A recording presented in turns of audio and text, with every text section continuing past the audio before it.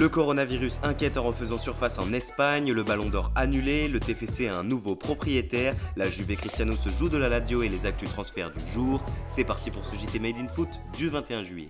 Et on entame cette édition en Espagne. Si la Liga a touché à sa fin avec le sacre du Real Madrid, la seconde division, elle, devait connaître son dénouement ce soir avec la 42e et dernière journée du championnat. Un match décisif était attendu entre Fuenlabrada, en passe de se qualifier pour les playoffs et donc d'accéder à l'élite, et le Deportivo La Corogne qui jouait sa survie en seconde division. Seulement voilà, 12 membres de l'équipe de Fuenlabrada, dont au moins 7 joueurs, ont été testés positifs au Covid-19 et la rencontre a été reportée et donc annulée pour ce soir. C'est le premier match officiel reporté pour des raisons sanitaires depuis la reprise des grands championnats européens, une crise qui n'est pas terminée donc, comme titre justement marqua ce matin. Dans un communiqué, la Liga parle d'un cas de force majeure, obligeant donc à reporter la rencontre. Même constat pour AS, selon qui le coronavirus incendie la seconde division, et le quotidien madrilène ne s'y trompe pas, soulignant aussi la position de certains clubs qui voient la compétition comme vulnérable. L'inquiétude est donc de mise en Espagne malgré que le reste des matchs de cette 42e journée soit maintenu. Nous vous tiendrons au courant de l'évolution de la situation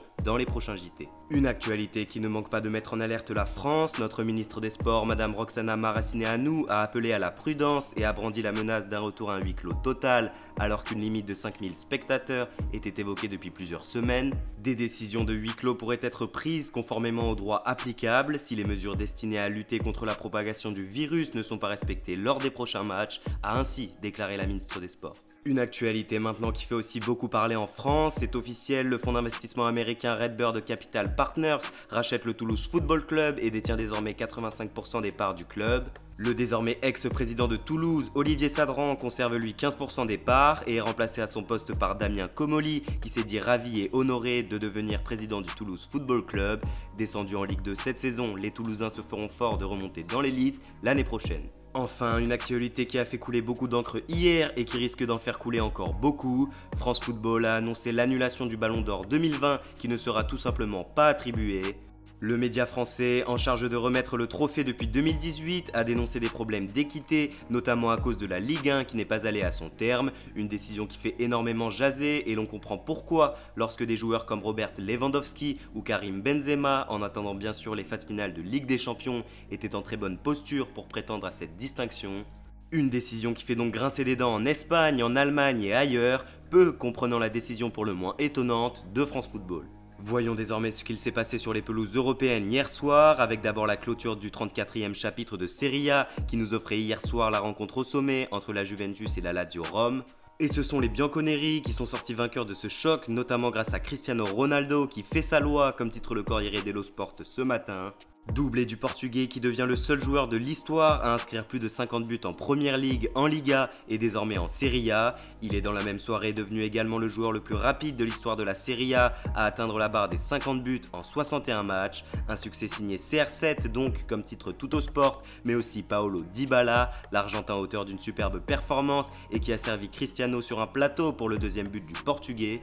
Les Biancocelesti ont réduit l'écart trop tard grâce à un penalty de Ciro Immobile. Score final 2-1 pour les Bianconeri qui se rapprochent un peu plus de leur 9e scudetto d'affilée, avec à 4 journées du terme 8 points d'avance sur l'Inter Milan.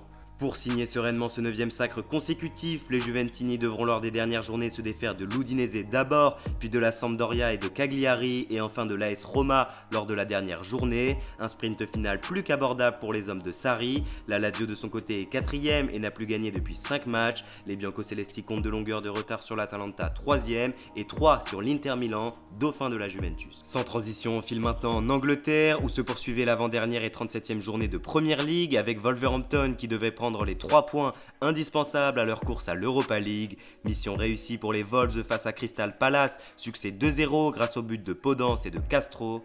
Cette victoire leur font reprendre la 6e place aux Spurs, un petit point devant. Wolverhampton aura néanmoins un match délicat pour se qualifier en Europa League lors de la dernière journée face à Chelsea.